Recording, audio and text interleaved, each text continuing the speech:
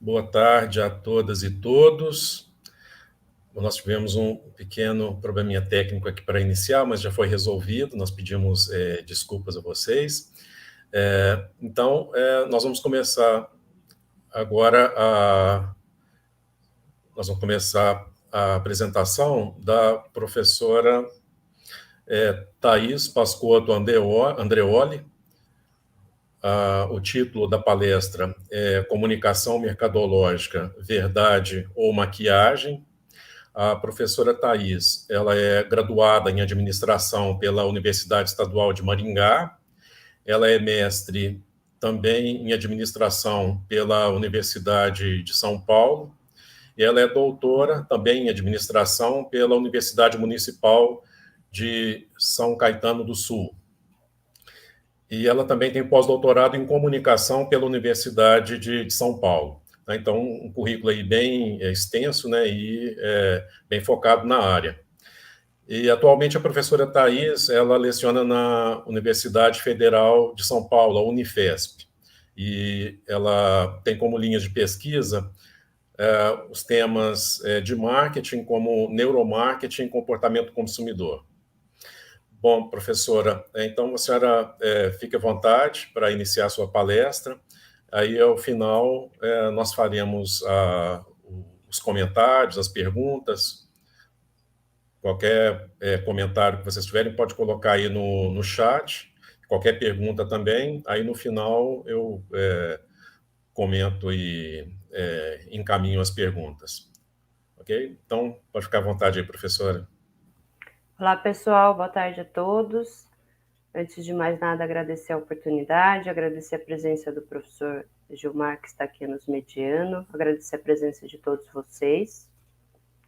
Só vou pedir uma confirmação se os slides estão aparecendo corretamente. Tudo certo? Sim, Thais, está tudo certo. Ótimo. Então, a temática dessa palestra é a minha linha de pesquisa. Então, conforme o professor Gilmar ele me apresentou, eu sou professora aqui de administração na Unifesp, e eu trabalho muito na investigação da comunicação mercadológica e o quanto do que é discursado é de fato verdadeiro e o quanto é maquiagem, né?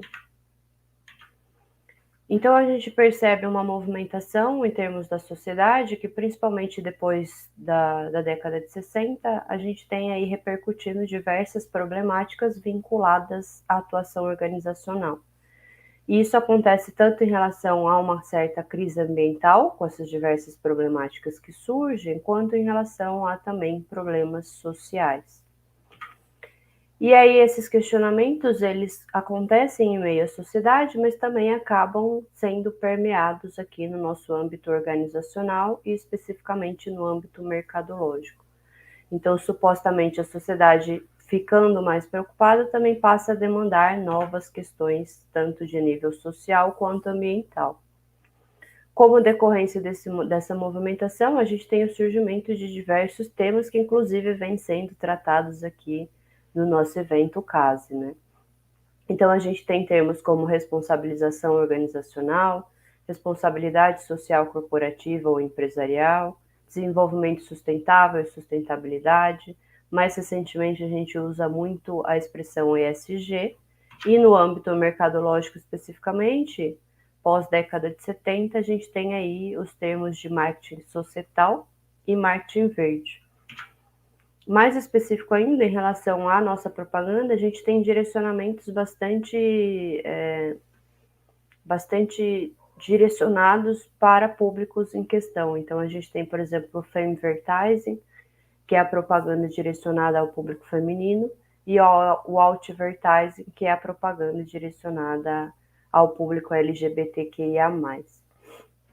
Então, todas essas movimentações são no sentido de enaltecer a maior responsabilização e conscientização organizacional acerca das suas práticas. E aí a gente meio que chega no momento que muitos autores chamam no momento de me dar uma causa, né? Um certo oportunismo de causa que as organizações, para manterem aí a sua competitividade, precisam ter uma causa social ou ambiental em que elas possam se promover. Por quê? Porque de verdade são diversos benefícios ou as vantagens já corroboradas em relação a isso. Então, a adoção de causa social ambiental é sim capaz de garantir uma agregação de valor. Essa agregação de valor acontece não só em relação ao mercado consumidor especificamente, mas em relação a diversos outros públicos de interesse que a gente configura como stakeholders. A gente tem uma melhora no relacionamento com esses stakeholders, uma melhora na imagem e no posicionamento, e a incorporação desses valores se mostra como uma fonte de diferenciação que se configura como um diferencial competitivo. Então, a demanda é sim corroborada pelo mercado como um todo. Mas aí, na ânsia de querer se adotar essas causas em busca dessa valorização do mercado, muitas vezes essas causas elas são adotadas de maneira superficial, cerimonial, equivocada, errônea, cínica, hipócrita ou mentirosa, que são alguns dos termos menos ou mais incisivos denotados a prática de maquiagem do discurso organizacional, que a gente conhece pelos washings. O que são esses washes? É quando acontece uma lavagem do produto, da marca ou da organização para que ele pareça correto em algum sentido, sem que de fato seja.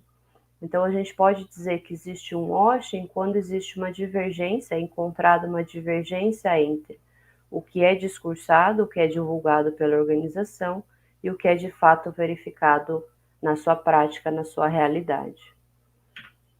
Quando é que surgiu essa terminologia washing?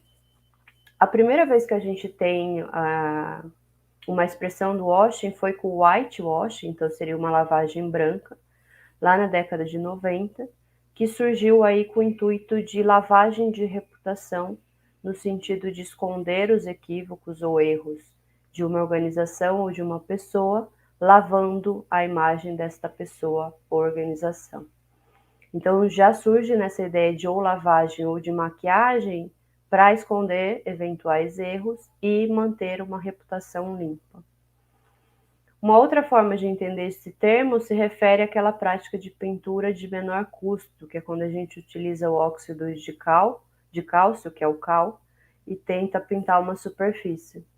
Então é uma prática que é barata, mas ela é superficial, porque ela não consegue cobrir tão bem assim os erros da pintura, né? E esse whitewash, ele é inclusive já previsto no dicionário, justamente nesse sentido de tentar lavar ou maquiar a imagem de algo ou alguém para que permaneça limpo. E aí, depois dessa primeira expressão que a gente tem do whitewash, a gente tem diferentes ramificações. Então, os mais comuns aqui, a gente tem o greenwash, que é a ramificação para o aspecto ambiental. A gente tem o blue ou social washing, que é a ramificação para o aspecto social. E aí, dentro desse blue ou social washing, a gente tem ainda algumas diversidades. Então, a gente tem o diversity washing, que é o falso discurso em relação à diversidade. A gente tem o pink washing, que tem dois entendimentos.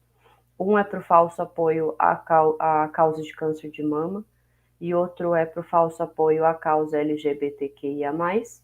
E a gente tem o purple wash, que é para equidade de gênero, então voltado ao público feminino. Na verdade, existem até mais washings existentes por aí, mas acho que esses são os mais debatidos. E aí a ideia aqui é passar um pouquinho para vocês alguns exemplos e alguns conceitos desses washings. Em primeiro lugar, o greenwashing, então, é quando a gente tem esse falso discurso mercadológico voltado ao apelo ambiental. O greenwashing ele é relativamente mais estudado, então acho que existe uma maior compreensão tanto da academia quanto de alguns relatórios especializados. Então a gente tem alguns estudos, por exemplo, que já atestam o quanto o greenwashing é praticado tanto no cenário nacional quanto no cenário internacional. Então, esse estudo, por exemplo, fez uma varredura dos apelos que são utilizados nos produtos comercializados no Brasil e descobriu, por exemplo, casos de greenwashing em 80%. Os produtos que têm apelos tiveram um aumento muito grande, então não era tão comum adotar apelos ambientais nos produtos, as organizações estão realmente se valendo dessa valorização verde, estão aumentando o número de apelos, mas aí, como consequência, também estão aumentando a prática de greenwashing. Aqui é um outro estudo que fez uma varredura de 500 produtos específicos dessas categorias, de higiene, cosmético, produtos de limpeza e utilidades domésticas, que aqui no Brasil são as categorias de produto que têm maior representatividade de casos de greenwashing. E aí descobriram que pelo menos metade desses produtos também continha práticas de greenwashing. Além de descobrir, conseguir flagrar a prática de greenwashing, aqui foi um estudo do IDEC, que é o Instituto de Defesa do Consumidor. O IDEC entrou em contato com as organizações que eram responsáveis por essa comercialização e os informou sobre a prática de greenwashing. E aí, dos 43 produtos que elas informaram essa prática de greenwashing, apenas 22 se comprometeu a revisar aí o caso de greenwashing e corrigir essa postura. Então, veja que a prática ela é muito difícil de ser identificada, mesmo quando ela é identificada, o compromisso em reverter isso ainda é pouco. Essa prática de greenwash acontece mesmo quando a gente tem alguns mecanismos regulatórios. Então, por exemplo, para você entrar na Bolsa de Valores, você precisa fazer emissão de relatórios de sustentabilidade, mas não necessariamente só emitir o relatório de sustentabilidade necessariamente faz com que esses dados sejam verdadeiros. Então, também ali na lista do IBOV, a gente tem problemática com a prática de greenwashing. E aí, só para apresentar para vocês alguns exemplos de greenwashing, a gente pode ir desde casos mais evidentes. Então, se você entrar lá na página da Samarco, por exemplo, eles têm toda uma seção de política de sustentabilidade, em que eles expõem uma mineração diferente, segura e sustentável, tem uma declaração de compromisso aqui. E aí, a gente não precisa ir muito longe para lembrar de todo o desastre ambiental que a gente teve vinculada a esta empresa. Outro exemplo que é bastante evidente, se você entrar lá na página da Petrobras, eles também têm toda uma cartilha de política de preservação ambiental, do meio ambiente e da sustentabilidade, e também não precisa ter tão boa memória para lembrar aí dos diversos casos ou de vazamento de óleo ou de derramamento de outros dejetos que trazem prejuízos ambientais irreversíveis. Um pouquinho mais sutil, a gente tem outros casos aqui de greenwashing. Então, aqui algumas indústrias automobilísticas que já foram acusadas por propaganda enganosa com prática de greenwashing. E aqui é um caso bastante notório, provavelmente vocês aí devem ter um Bombril na casa de vocês, então depois da palestra gastem um tempinho para verificar a embalagem. Então a Bombril ela tinha essa embalagem original, que está aqui do meu lado esquerdo, que tinha um eco ali em destaque, que remetia ao apelo ecológico, e ali embaixo está escrito produto 100% ecológico. Os consumidores corretamente reclamaram sobre essa propaganda enganosa em relação ao aspecto ambiental, e o CONAR, que é o nosso Conselho Nacional de Autorregulação Publicitária, interviu neste caso, solicitando modificações. E aí a Bombril, muito boazinha, modificou o apelo de 100% ecológico. Então veja que não temos mais aquele apelo ali embaixo, agora é um produto muito mais higiênico, mas manteve ali o apelo de destaque escrito eco. E aí eu fiquei curiosa em relação a isso e investiguei isso em 2 estudos que eu deixo aqui como referência, caso alguém queira saber mais. Inclusive, a gente verificou isso por meio do monitoramento ocular. A gente tem uma ferramenta que se chama monitoramento ocular, o eye tracker, e a gente consegue verificar quais são as áreas mais visualizadas e menos visualizadas. Então, aqui é um mapa de calor que mostra o que está meio embaçado em preto, são as áreas que foram pouco visualizadas, e mais do que isso, a gente consegue ver a intensidade dessas visualizações. Então, numa escala de cor de verde a vermelho, o verde é que foi pouco visualizado, o amarelo é que ficou no nível intermediário e o vermelho foi bastante visualizado. Ou seja, se vocês forem lembrar, aqui do meu lado esquerdo, as duas embalagens tinham o apelo produto 100% ecológico. E as duas embalagens do lado direito têm um novo apelo, que é um produto muito mais higiênico. Vejam que aqui do meu lado esquerdo a gente tem quase nada de visualização no apelo ambiental. E quando mudou para produto muito mais higiênico, isso talvez tenha chamado mais a atenção do consumidor, possivelmente porque tem ali uma aderência, né? A gente está falando de um produto de higiene, muito mais higiênico. Mas o apelo eco que estava presente e se manteve presente mesmo após a modificação, vejam que é neste momento aqui, é bem aqui no centro da imagem, ele tinha muita visualização e fixação, e ele continuou tendo muita visualização e fixação. Então, aqui apresentando de uma maneira muito curta, a gente percebeu que realmente, mesmo após a modificação por parte da Bombril, a embalagem dela ainda continuava conseguindo vender essa ideia de imagem verde, que é falsa. Então, a gente viu que essa prática de greenwashing, ela consegue ser eficiente no sentido de convencer o consumidor. Isso aconteceu tanto no sentido do monitoramento ocular, que eu trouxe aqui rapidamente, quanto em relação à associação que as pessoas faziam e à lembrança do apelo verde. Então, o apelo eco que se manteve, ele se mostrou ali ainda eficiente no sentido de influenciar o comportamento do consumidor.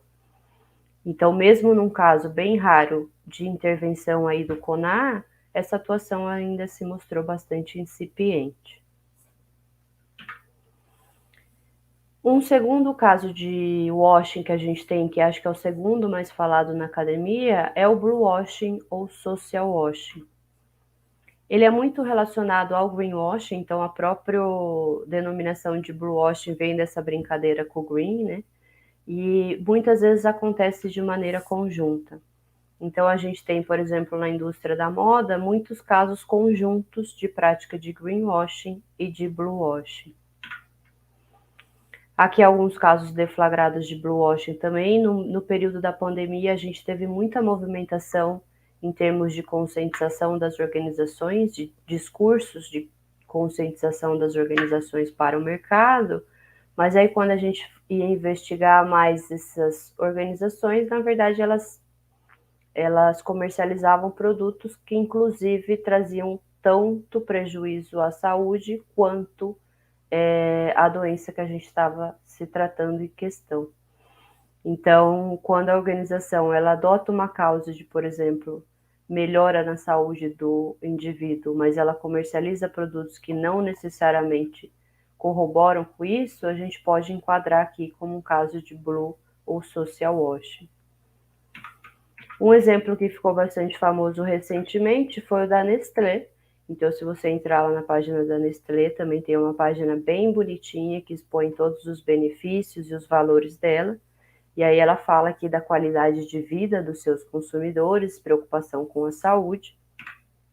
E recentemente a gente teve uma notícia vazada em que a Nestlé internamente admitiu que ela sabia que boa parte dos seus produtos não era saudável, principalmente quando a gente fala ali da categoria de produtos de alimentos ultraprocessados. Então vejam que é um caso de incongruência total entre o que é discursado e o que é praticado de fato. Muitos estudos em relação ao blue washing ou social washing vinculam o discurso das organizações ou a associação das organizações ao Pacto Global da ONU. E aí muitas vezes o nome deriva de justamente isso, que as organizações elas se enrolam na bandeira do Pacto Global, que é azul. Por que isso acontece? Porque você pode ser aderente ao Pacto Global sem necessariamente comprovar o que você vem fazendo para manter essa aderência. Então, muitos associam a imagem, mas aí não fazem a comprovação prática do quanto eles estão seguindo as diretrizes desse Pacto Global. Aqui é um exemplo de outro estudo que a gente fez, eu também deixo aqui recomendado. Então, a gente, aqui no caso, foi uma marca fictícia. a gente construiu essa marca e testou a percepção, a opinião, a reação dos consumidores a esses 3 grupos. Então, aqui o primeiro caso era para ilustrar uma prática de greenwashing, o segundo caso para ilustrar uma prática de bluewashing e o terceiro caso uma peça neutra. E aí, dando um spoiler, antecipando o resultado aqui, a gente viu que realmente as práticas de greenwashing e de bluewashing conseguem chegar no consumidor, impactar o comportamento do consumidor, que facilmente compra aí a imagem vendida. Aqui é muito interessante mencionar que quando a gente fala de bluewashing ou social washing, parece muito que é um discurso que a organização faz em relação a causas externas, mas também envolve a própria organização interna das empresas, ou seja, o trato com os próprios funcionários. Então, a outra perspectiva de estudo, que é ainda muito vinculada ao direito, é a falta de preservação dos direitos básicos do trabalho. E aí, quando a gente tem o ferimento desses direitos, a gente também acaba tendo uma prática de bluewashing. Aqui alguns exemplos. Recorrentemente a gente vê ainda notícias vinculadas ao trabalho escravo ou análogo à escravidão. Para quem acha que isso é um assunto superado, infelizmente não é. A gente tem até um relatório que é compilado pelo nosso ministério, e aí eles têm uma lista de organizações que adotam o trabalho escravo, infelizmente ainda são muitas, ou a própria organização, ou os fornecedores dessas organizações, e aí você é corresponsável por esse fornecimento. E aí, mais especificamente em relação ao aspecto social, então, como o bluewashing e o social washing é muito amplo, a gente teve algumas especificações disso. A primeira delas é o diversity washing, então, quando a gente tem um falso discurso em relação à diversidade. Esse falso discurso em relação à diversidade pode ser tanto em relação à promoção, por exemplo, de uma comunicação contraintuitiva, em que eu insiro públicos mais diversos nas minhas comunicações mercadológicas, ou também em relação ao meu próprio corpo de funcionários. Então, aqui algumas notícias que veiculam esse falso discurso de diversidade, e, contrariando esses falsos discursos, a gente já tem diversos estudos que mostram que quanto mais diverso a nossa equipe de funcionários, também mais ideias a gente vai ter, mais criatividade, a gente consegue pensar fora da caixinha, e aí por isso a gente consegue também aumentar o rendimento organizacional. Não, infelizmente não é sempre isso que acontece, então mesmo que a gente tenha aqui organizações que se vendem como em prol da diversidade, nos bastidores a gente encontra casos que contrariam isso. Então, isso tanto em relação ao consumidor quanto em relação aos próprios funcionários. E curioso aqui também, sempre lembrar daquela certificação The Great Place to Work, ou seja, os melhores lugares para se trabalhar, que possivelmente essas marcas que a gente está vendo aqui nesses slides estão lá. Mas aí a gente vê denúncias em que as condições de trabalho, principalmente ao público mais vulnerável, como é o caso aqui das mulheres ou da população negra, não são tão boas assim quanto eles dizem ser. Quando a gente fala também da população LGBTQIA+P, a gente ainda tem muito preconceito velado no vínculo empregatício especificamente. Então, muitas organizações se dizem em prol dessa causa, mas no momento de empregar essa comunidade, acabam não o fazendo. Aqui a gente apresentou um trabalho hoje, então eu não consigo comentar sobre ele ainda, mas foi justamente com essa ideia de trabalhar o falso discurso das organizações em relação à diversidade no corpo de funcionários, vinculado aí à prática da marca empregadora. A gente fez dois grupos de foco com estagiários e com pessoas em vínculo empregatício efetivo. E o que a gente descobriu, de acordo com a percepção desses funcionários, é que no nível de estágio é muito válido esse discurso de diversidade. Então, no nível de estagiário, parece que as organizações de fato têm uma abertura para a diversidade na seleção e contratação. Mas conforme a gente vai aumentando aí os níveis hierárquicos, os cargos de chefia, essa diversidade vai desaparecendo. E isso foi verificado mesmo no caso dessas organizações que são certificadas pelo selo do melhor lugar para se trabalhar. Então, a percepção das pessoas é que sim, é importante a prática, a questão da diversidade nas relações de trabalho. A gente vê muita divulgação das organizações em relação a isso, inclusive com a promoção dessa certificação, mas ali na prática real não é necessariamente isso que acontece. Então, os próprios funcionários ficam ali meio céticos em relação à promoção desses discursos. Então, relacionado à causa LGBTQIA+, a gente tem o Pink Wash, a gente tem todo o surgimento de uma nova literatura relacionada a isso, né? Então, a gente tem o Pink Money, que é justamente para refletir o poder aquisitivo dessa comunidade. E aí, muitas organizações, elas tentam se aproveitar de atrair essa comunidade, mas não o fazem de maneira correta. Então, só direcionam a comunicação sem necessariamente empregar isso como um valor real. Aqui a gente tem alguns casos, o caso da Doritos, que fez algumas comunicações mercadológicas que não foram nada bem vistas, e aí aqui também a gente teve a intervenção do CONAR, em que esses anúncios foram retirados, que na verdade era uma sátira à comunidade LGBTQIA+, por meio do estereótipo. Aqui alguns outros exemplos de campanhas que foram acusadas de homofobia, algumas um pouquinho mais sutis, algumas outras um pouquinho mais óbvias.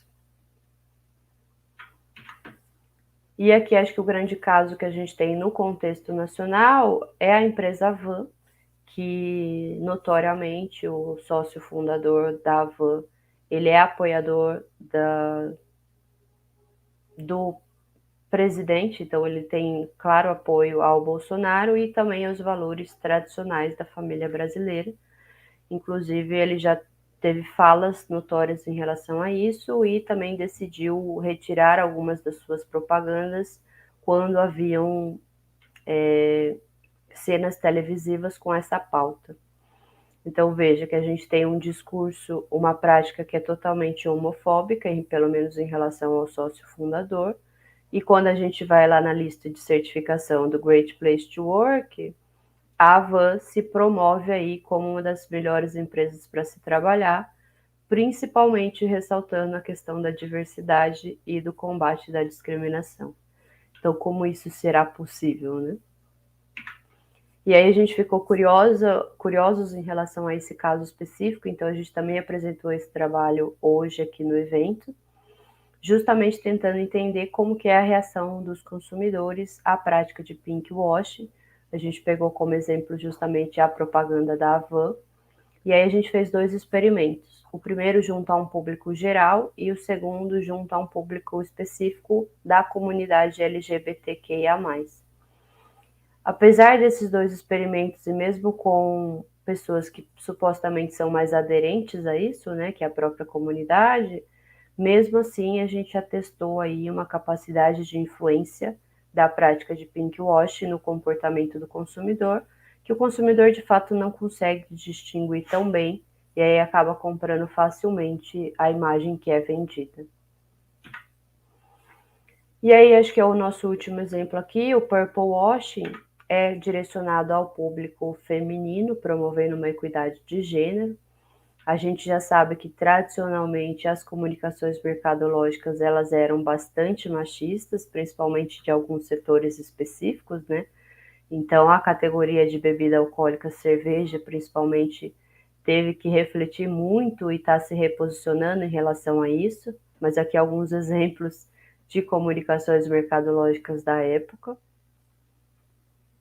A gente teve até um trabalho de atualização dessas peças que as organizações fizeram, muito legal. Aqui alguns outros exemplos que eu prefiro nem comentar, deixar para vocês aí opinarem sobre.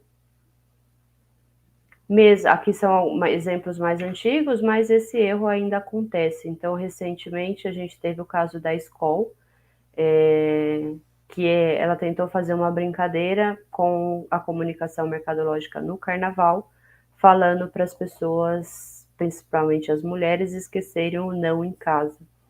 E aí isso caiu muito mal, as pessoas não gostaram, viram isso como machismo, inclusive tiveram reações de boicote à marca. Isso aconteceu em outdoors e mídias out of home, principalmente em São Paulo. E aqui acho que um caso muito emblemático é a Nike, que volta e meia ela faz campanhas super emocionantes direcionadas ao empoderamento feminino, né? Então são comunicações mercadológicas realmente emotivas com essa causa, mas a gente teve esse exemplo em que a Nike ela acabou cortando 70% do salário de atletas que ela patrocinava porque ficaram grávidas. E quem encabeçou essas negociações foi o corpo diretivo formado por homens. Então a gente até teve casos de processamento, essa atleta específica ela entrou com ação contra a Nike e isso tramitou. Então como que eu faço campanhas de comunicação mercadológica enaltecendo e tentando trazer aí o empoderamento feminino, se eu aqui nos meus bastidores não honro isso também. Ou seja, aqui a ideia é para a gente passar para a gente tomar realmente muito cuidado com o que a gente vê por aí. Então, não necessariamente tudo que as organizações dizem é verdadeiro, a gente precisa começar a prestar mais atenção sobre isso, a gente precisa realmente ter mais cuidado com o que a gente vê em termos de discurso mercadológico. Até porque, conforme eu ressaltei aí anteriormente, muitas desses falsos discursos mercadológicos que as organizações fazem, a gente compra facilmente.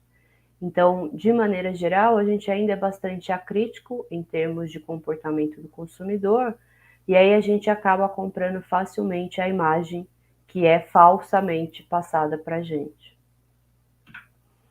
E aí, depois que eu mostro essa apresentação, né, eu dou aula sobre isso, os alunos ficam, tudo bem, professora, você jogou essa bomba aqui no nosso colo, e agora, o que a gente pode fazer em relação a isso? E aí eu acho que o primeiro e o principal caminho que a gente tem é maior conhecimento sobre o assunto e maior conscientização em relação a isso. E isso deve acontecer em diferentes esferas, né? Então a gente tem que chamar para discussão todos os públicos de interesse que podem atuar nesse sentido. Primeiro, de maneira mais óbvia, a gente deveria ter uma maior conscientização das organizações nessa correta comunicação com o mercado. Se isso não acontece de maneira espontânea, cai a responsabilidade para os consumidores, que, como ponta final da cadeia, podem demandar mudanças, podem avaliar o que está sendo feito pelas organizações e podem interferir nesse processo. Então, sim, nós consumidores temos um papel de responsabilidade muito grande na regulação dessas práticas e que não necessariamente ainda o fazemos. Além dos consumidores, outros públicos de interesse também conseguem interferir de maneira significativa nisso. Então, a gente já tem alguns estudos que mostram que, por exemplo, acionistas e fornecedores conseguem fazer essa fiscalização e cobrar mudanças significativas por parte das organizações. Além disso, a gente deveria ter a atuação do governo, principalmente com políticas públicas, acho que aqui em dois sentidos principais, tanto no sentido de divulgação de informações e conscientização da sociedade, dos consumidores, quanto também no sentido de ter alguns órgãos reguladores e fiscalizadores dessas práticas. E aqui no último âmbito, a gente tem todo o universo acadêmico, que aí por meio das nossas pesquisas consegue angariar mais compreensão, consegue investigar melhor essas práticas e inclusive apontar possíveis caminhos de minimização do contexto de proliferação que atualmente a gente tem. Então eu bato muito nessa tecla de que a gente precisa saber mais sobre, a gente precisa realmente se conscientizar mais. todos esses agentes de interesse. E aí, como resultado dessa busca de maior informação e conscientização, eu lancei esse livro, acho que ano passado, que eu chamo de marketing exótico, entre aspas, que eu tento trazer essas abordagens mercadológicas que são alternativas, não tão usuais ou até contraintuitivas. Então, eu discorro aqui desde a origem e evolução do pensamento em marketing, o conceito que a gente tem tradicional de marketing, até entrar num viés um pouquinho mais crítico, que é o marketing crítico, depreendido aqui em marketing social, marketing societal, marketing verde, mas também junto aos falsos discursos mercadológicos, tais como o greenwashing e o bluewashing. E aí, para não deixar um sabor ruim para quem me lê, né, em relação a isso, eu volto com uma comunicação contraintuitiva que reflete aí uma prática mais responsável por parte das organizações. Então, só para compartilhar com vocês a disponibilidade deste livro, é um valor super acessível, porque é justamente essa busca de compartilhar o conhecimento. Ele está disponível tanto de maneira em formato e-book, quanto livro impresso, vocês podem encontrar aqui nesses QR Codes que levam vocês para os links, ou também, caso queiram, podem conversar comigo, que a gente combina uma forma de entrega. Então, gostaria muito de agradecer a atenção de vocês. Para quem quiser saber um pouquinho mais sobre o que eu faço profissionalmente, deixo o meu currículo Lattes e principalmente deixo aí meu endereço para contato, para quem gostar dessa temática, quem quiser estudar sobre isso, quem quiser saber mais, eu fico à disposição.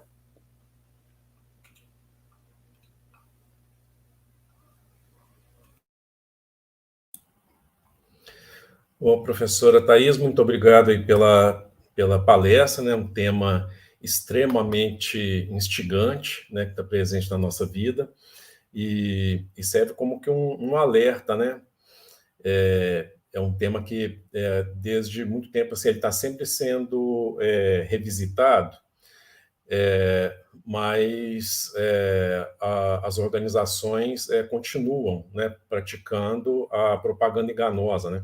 O próprio CONAR, né, que você citou, né, ele surge exatamente no contexto, não só no Brasil, né, mas a autorregulamentação publicitária, ela surge no mundo, né, em vários países, exatamente no contexto em que as organizações, né, praticavam abusos em relação ao consumidor, e é interessante que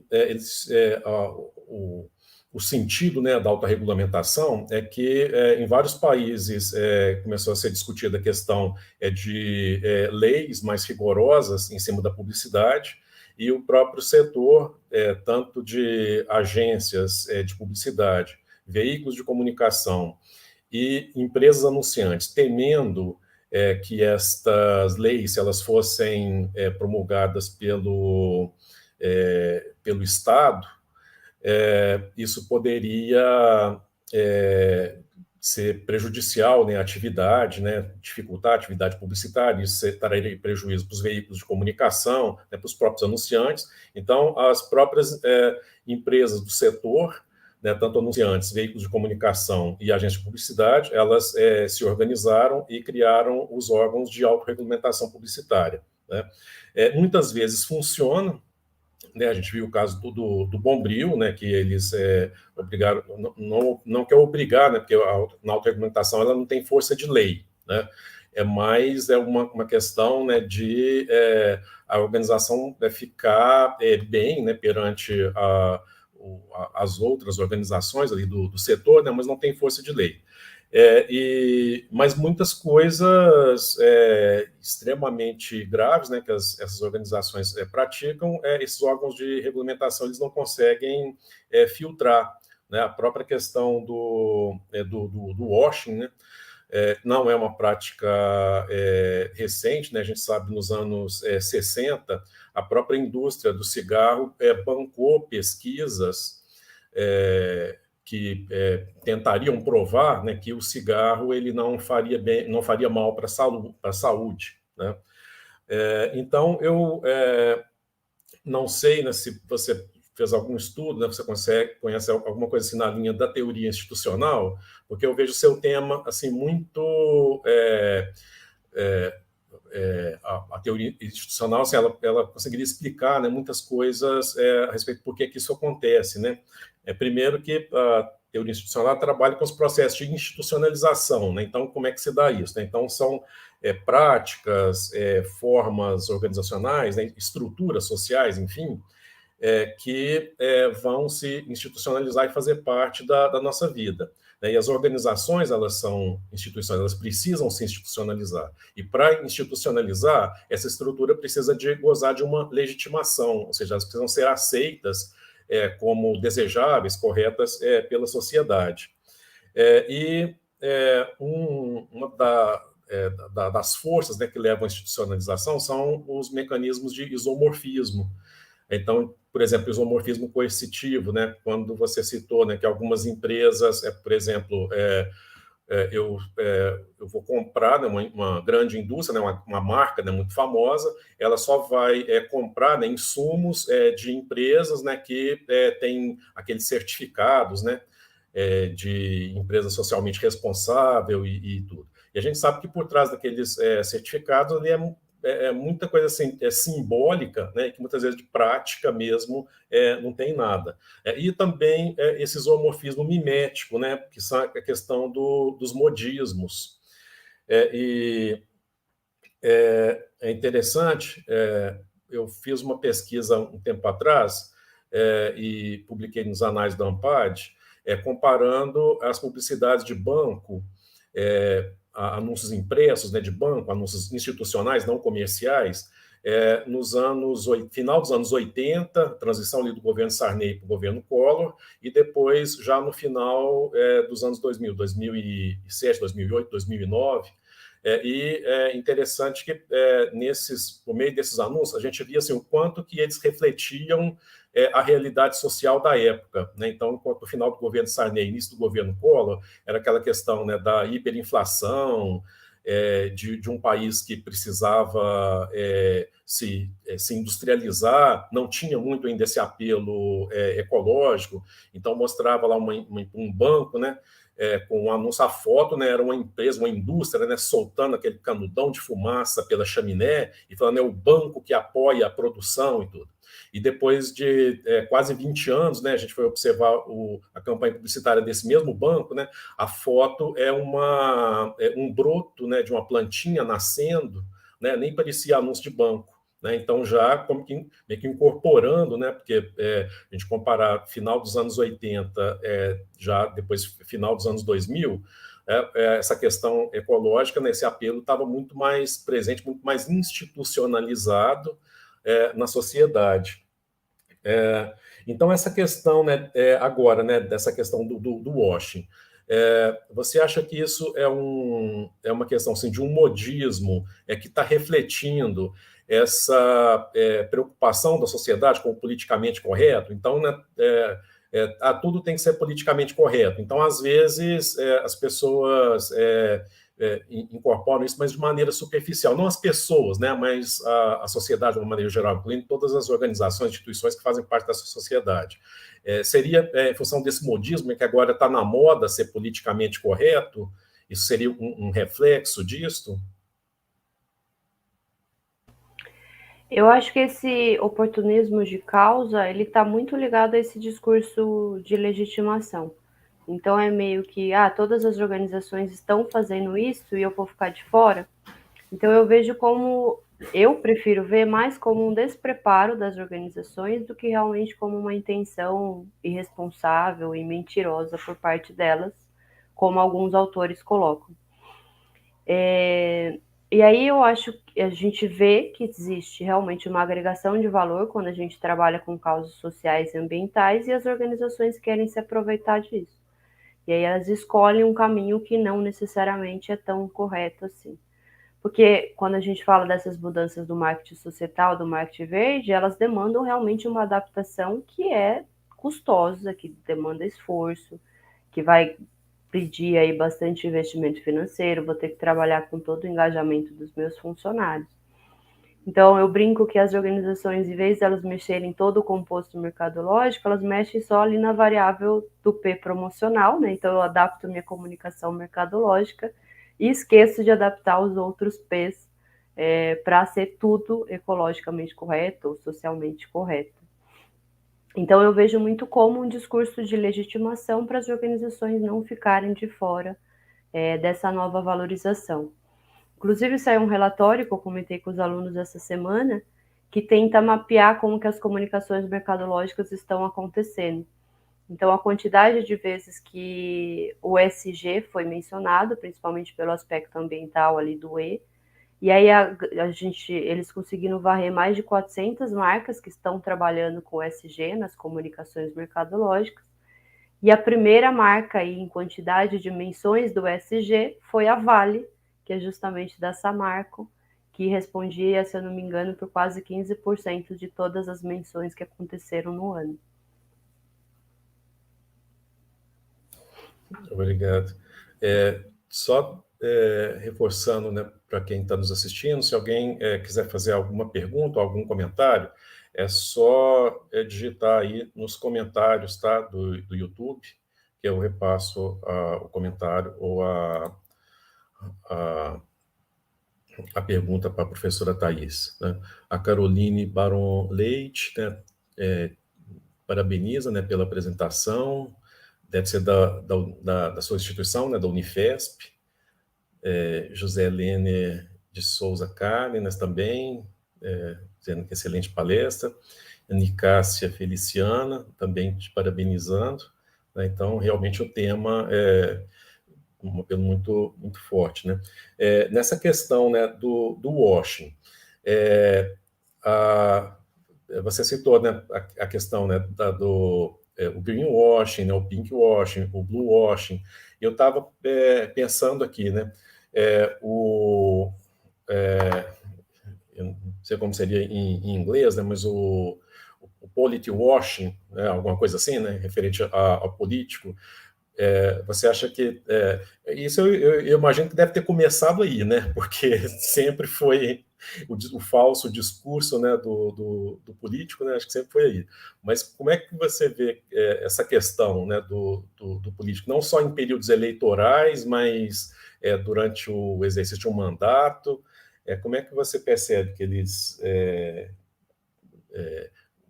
se eles estão utilizando essa prática? Como é que isso acontece?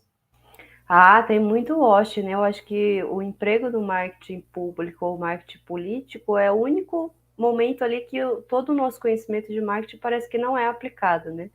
Então, toda a questão de atender a necessidade dos consumidores, de registrar como isso está sendo feito, de fazer pesquisa de satisfação, venda de imagem condizente com o que é de fato entregue.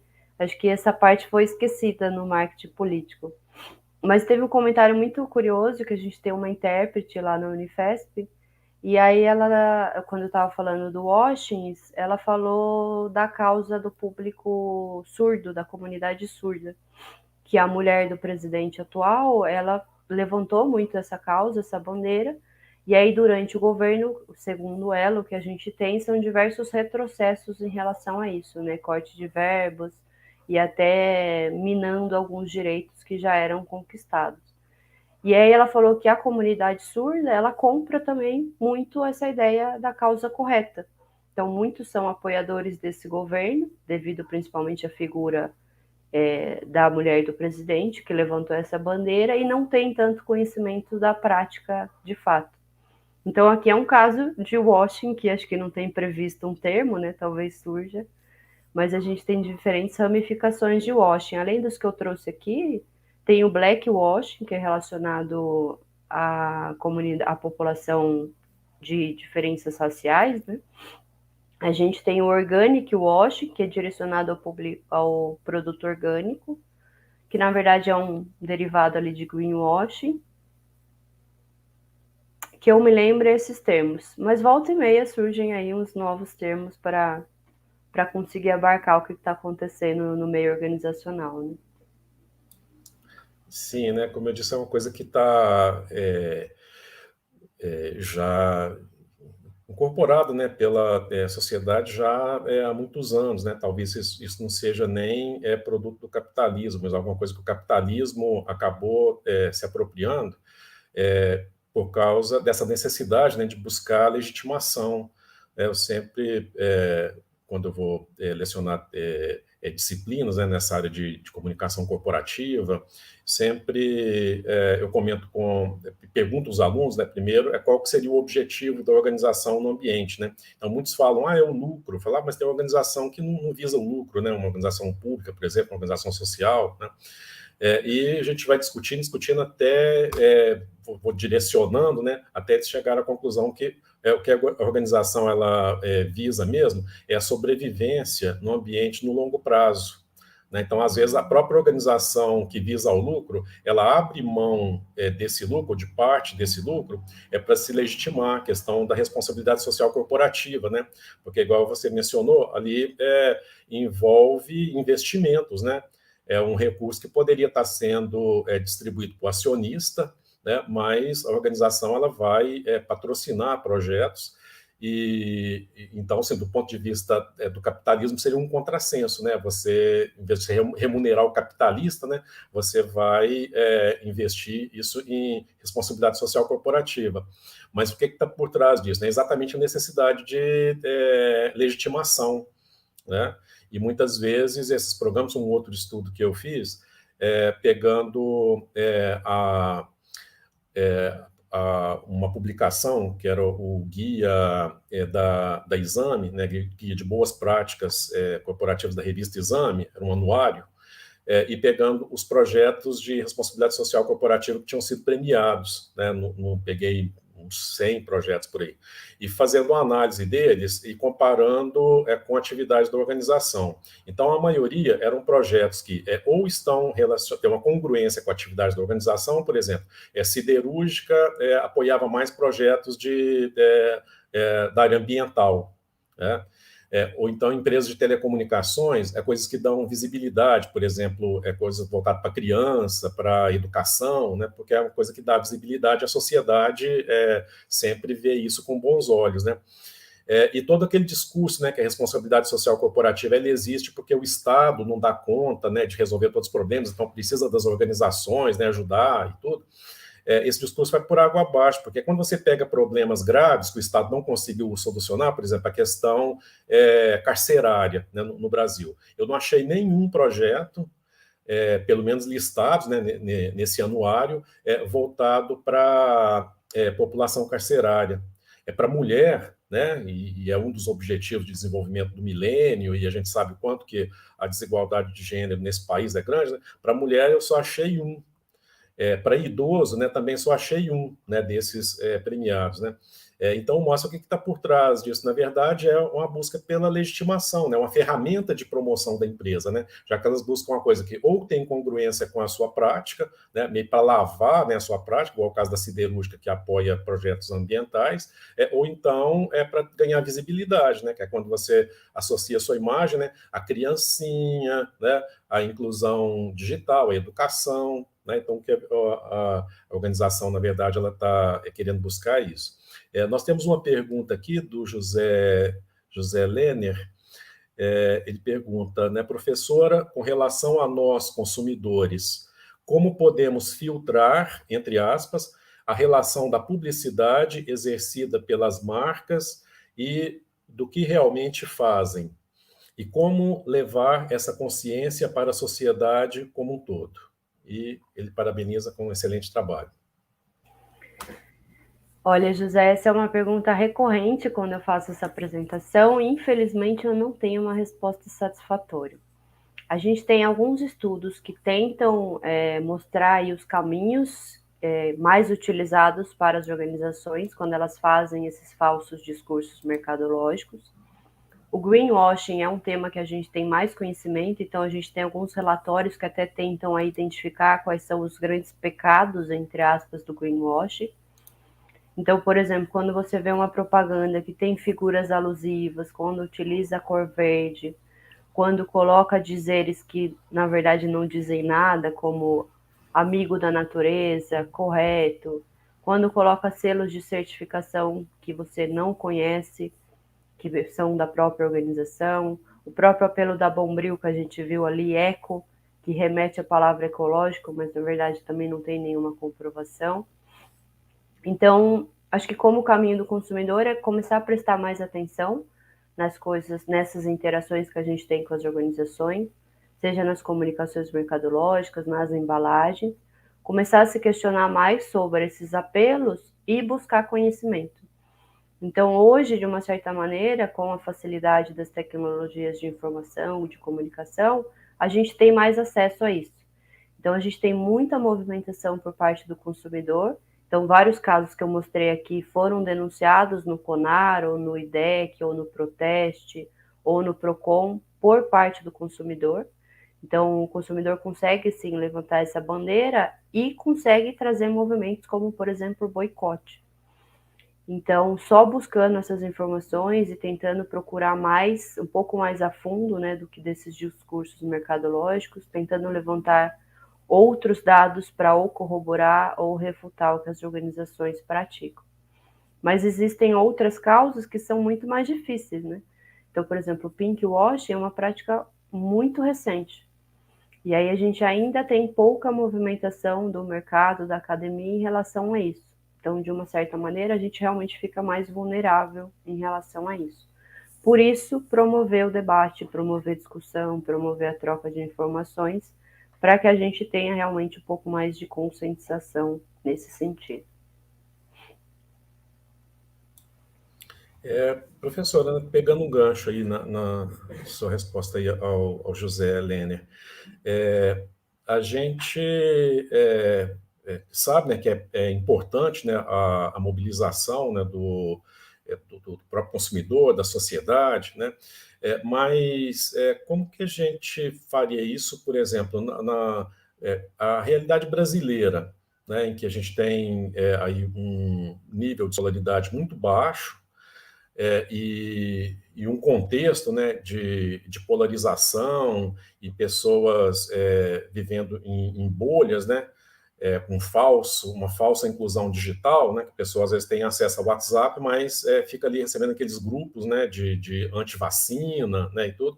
E a gente sabe, né, que na última eleição, uma das coisas que tirou bastante votos, né, dos candidatos, né, os candidatos que concorreram no segundo turno, né, foi a questão da mamadeira, né? A mamadeira com o bico em formato de pênis, né? Para não falar a palavra chula aí, né? Que era o nome. E muitas pessoas acreditaram nisso. Né? Então, como é que esse tipo de mobilização, de consciência, de mobilização, como é que isso pode chegar a esta classe, né, de pessoas? Será que tem alguma coisa que se pode fazer em relação a isso? Então, além da própria movimentação do consumidor, a gente tem alguns institutos, alguns órgãos que foram criados para tentar facilitar esse processo. Então, tentar fazer essa checagem, identificação e checagem da comunicação mercadológica e facilitar, né, meio que desmistificar ali as informações que as organizações passam para levar para o consumidor. Então, por exemplo, o IDEC, que é o Instituto de Defesa do Consumidor, ele faz esses relatórios e aí ele já mostra quais são as organizações que praticam isso e qual não. Porque para nós consumidores, mesmo não considerando esses fatores que você mencionou, é realmente difícil, né? Nós temos processos cognitivos limitados, a gente toma decisões de maneira muito rápida, então realmente a gente não vai ficar prestando atenção em tudo e ser crítico em relação a tudo. Então, acho que uma forma facilitada é por meio disso. Então, o PROCON faz isso, o IDEC faz isso, o Proteste está atuando bastante em relação ao greenwashing também. A gente tem outros relatórios que trazem aí um compilado bastante simples e básico dessas falsas práticas mercadológicas. Então, acho que é um primeiro esforço, e aí talvez nós, enquanto academia, deveríamos nos movimentar mais em contribuir nessa tradução de conhecimentos. Então, eu tento fazer isso pelo meu livro, eu tento fazer isso pelas minhas aulas, diversos outros professores acho que estão militando nessa causa também, para levar esse conhecimento o mais fácil possível, o mais acessível possível, para que ele seja incorporado por todos efetivamente, né? Certo. Aí, nessa linha, né, uma questão, né, não só para você, mas também para todo mundo que tá assistindo aí, né, se quiser opinar, se quiser comentar também, eu tenho começado a estudar recentemente sobre letramento de mídia, porque da mesma forma que a gente tem essa questão do washing, né, o conteúdo editorial dos veículos de comunicação, desde muito tempo já existem várias teorias, né, que eles são a forma, né, como que você dá uma notícia, escreve uma notícia, né, num jornal impresso, num site, ou você veicula essa notícia no telejornal, a forma de você arranjar os elementos de linguagem ali, eles podem conduzir a um significado totalmente viesado, né, que a gente chama de newsmaking, né, que é você fabricar uma notícia, às vezes não precisa nem de falar mentira, mas a forma como você ordena os fatos, né, como que você enfatiza determinado fato, alguma imagem, né, ali você já acaba viesando, né, o significado ali da notícia.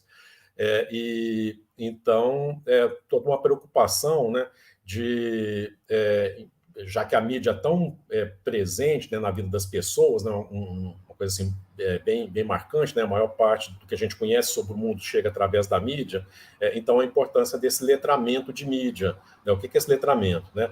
Da mesma forma que você tem na escola, né, lá no ensino fundamental, você tem português, matemática, história, geografia, ciências, também conteúdos, né, não precisa ser uma disciplina, mas você ter conteúdos em relação a esse letramento de mídia. Porque, às vezes, mesmo quando eu leciono essa disciplina, por exemplo, em curso superior, até em nível de mestrado, a gente pega as notícias, né, e vai desconstruindo essas notícias e mostrando, né, para os estudantes, né, o quanto que aquilo que a gente achava que era um fato, né, verdadeiro e tudo, aquele veículo de comunicação conseguiu construir, aí eles mesmos ficam impressionados, né? Como é que eles deixaram de se levar, né? Por aquilo durante muito tempo. E a mesma coisa acontece na publicidade, né? Se acontece no conteúdo editorial, acontece na publicidade também. Será que não seria necessário esse letramento, né, do consumidor, né, essa educação, né, para o consumo, desde cedo, né, na escola, e eu estou falando lá na escola pública mesmo, né, na escola voltada, né, para o pessoal mais vulnerável, né, pessoal mais de classe mais baixa, né, poder aquisitivo menor, né, e que tem menos acesso a esses recursos, né, que as classes mais favorecidas têm. Será que isso funcionaria? Né? É mais uma provocação, assim, uma coisa que eu tenho essa ideia, né? E gostaria de compartilhar e debater isso com outras pessoas também. Será que isso funcionaria? Acho que se for um processo paulatino, funciona sim, porque toda medida para diminuir a vulnerabilidade do consumidor, ela seria bem vista, né? Ela seria bem aceita, ela já seria efetiva. E essa questão do letramento, se a gente começa a parar para olhar os anúncios ou as embalagens, a gente começa a ver diversas sutilezas que não estão ali à toa, né? Então, quando eu falei ali dos pecados do greenwashing, você pega, sei lá, uma garrafinha de água, por que tem uma gota, uma folhinha ilustrativa ali? O que ela está tentando me dizer com isso? Por que algumas colocam amiga do meio ambiente? Por que elas colocam alguns selos ou até a palavra eco ali na Bombril? Está escrito eco. Por que em verde? O que a organização está tentando com isso? Tem um caso notório da própria EcoSport. Quantos de nós já não parou para pensar por que EcoSport? EcoSport era na tentativa de ecológico, que tanto é que a primeira veiculação que a gente teve da EcoSport era o carro passando pelas ruas de uma grande região metropolitana e tudo virava natureza. Sabe? Que construção é essa? Que ideia que você está tentando me passar? Então, super importante, mas quantos de nós realmente tem tempo para ficar pensando nisso e pegando esses detalhes, essas sutilezas? É um quadro bastante caótico e por isso que a gente tem tanta proliferação dessas práticas, porque o consumidor ele realmente é vulnerável, ele tem baixa criticidade e até então a gente não tem mecanismos fiscalizadores ou regulatórios eficientes nesse sentido. Ok. Voltando lá à questão do político, né? Eu não sei se seria political washing, como é que seria o termo, né? Eu estava me recordando aqui, e vocês devem observar, né? Sempre que acontece alguma tragédia, um acidente, né? A represa, né, da Samarco que rompeu, né? A represa da Vale lá em Brumadinho que rompeu, o acidente da TAM lá no aeroporto de Congonhas, né? Há uns 15 anos atrás. Então, sempre é cobrada a presença do poder público nesse lugar, na figura, né, de quem está exercendo o mandato, né? Então, eu estava me recordando, né? Também é um material que eu utilizo bastante nas minhas disciplinas, uma foto da Dilma, né, no avião, sobrevoando a região de Governador Valadares, quando teve umas enchentes lá muito violentas, por volta de 2011, 2012. A foto do Fernando Pimentel, então governador de Minas Gerais, lá no local, né, do crime ambiental da Samarco, né, em Mariana, né, e o interessante é que ele estava ele estava com o colete da Defesa Civil, né, e o ministro Nelson Jobim, que era ministro da Defesa do governo Lula, também lá no local, né, da tragédia lá do acidente do avião da TAM, né, no aeroporto de Congonhas, né, o prédio da TAM todo destruído, né, o avião lá todo matou várias pessoas, não só as que estavam no avião, mas também as pessoas que estavam no edifício, né, que foi atingido, né, e o ministro ali, né, visitando lá o local do acidente. Aí eu fico pensando, aí retomando a teoria institucional, né, porque na teoria institucional a gente trabalha com dois ambientes, o ambiente técnico e o ambiente simbólico, né, que seria o ambiente institucional. Então, você pensar do ponto de vista técnico, não faz sentido nenhum a Dilma sobrevoar um local de acidente, o Fernando Pimentel no local lá do crime ambiental da Samarco, então o ministro Nelson Jobim também no local do acidente da TAM, por quê? A Dilma não entende nada de geologia, de recursos hídricos, nem nada, né? Ela é economista, né? O Fernando Pimentel também ele é economista, né? Então não entende nada, né? Também de geologia, de engenharia de minas, nem nada, né? Para estar ali. O Nelson Jobim da mesma forma, né? O Nelson Jobim, a foto que eu tenho dele é ele vestindo aquela farda camuflada das Forças Armadas, né? Ele vem da área jurídica, ele não vem das Forças Armadas. Então, o que está vendo com aquele uniforme, né?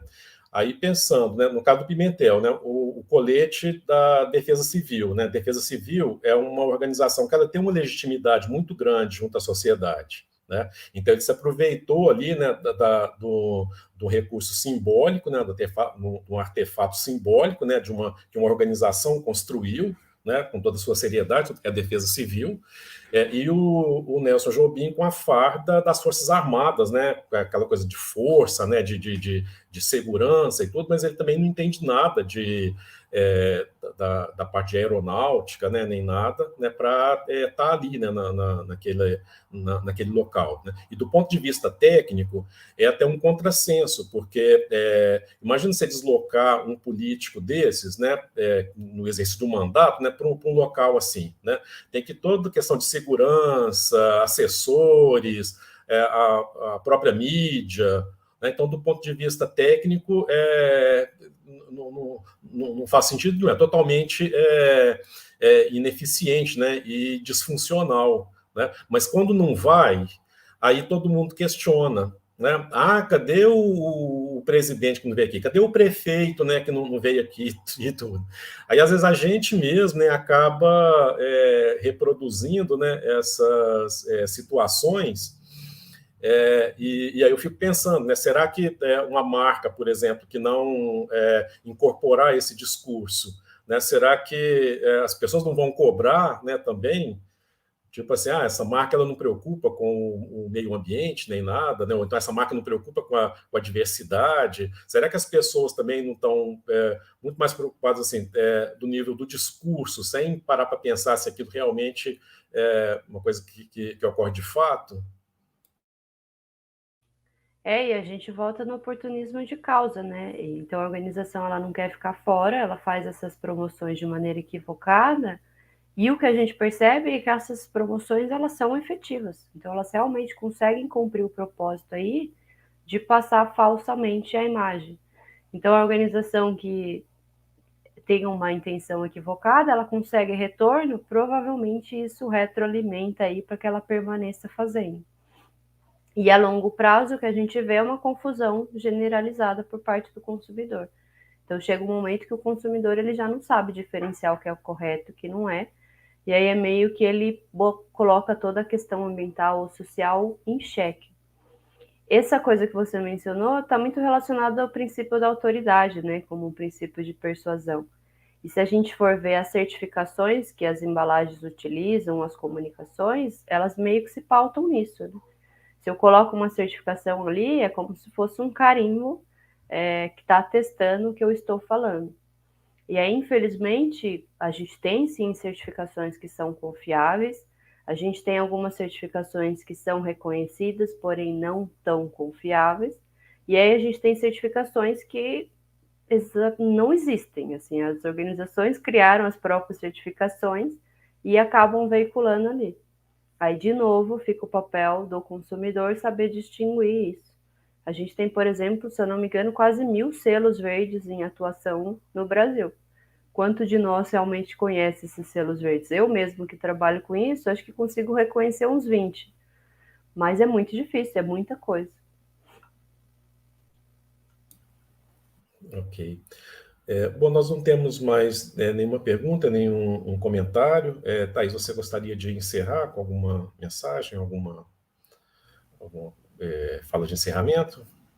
Eu gostaria de agradecer novamente a oportunidade, agradecer o pessoal que participou aqui, agradecer a sua presença também, professor Gilmar. Acho que o propósito é justamente levar o máximo possível essa informação para que a gente comece a se questionar mais, a gente comece a buscar um pouquinho mais de conscientização e, de novo, me deixar aí a disponibilidade para quem quiser me procurar, saber mais sobre isso, pesquisar sobre.